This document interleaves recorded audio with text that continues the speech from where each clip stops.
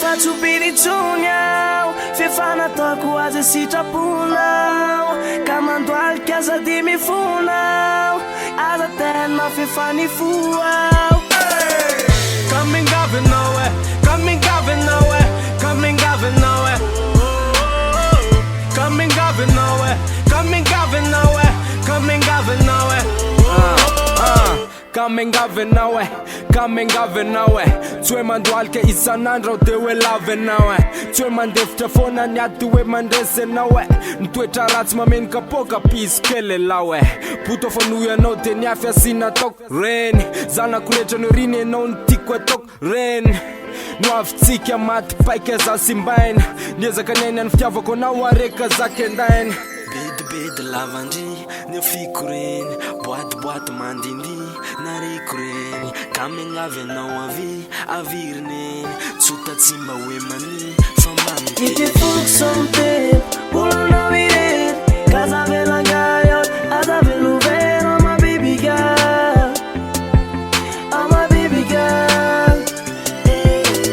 min fatsupiritsoniao fefanatako azy sitraponao ka mandoalika aza de mifonao aza tena fefanifoao Coming governor, coming governor, coming governor, coming governor, coming governor, coming governor.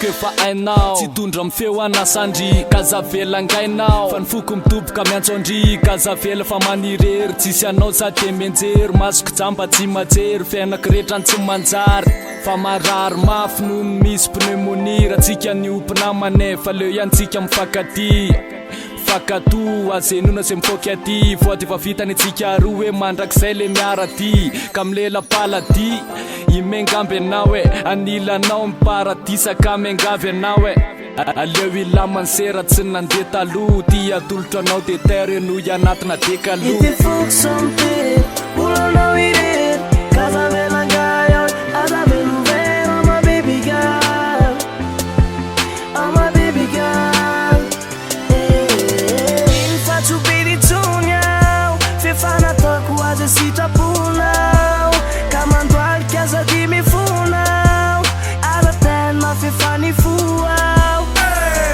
Coming governor, coming governor, coming governor, coming governor, coming governor, coming governor.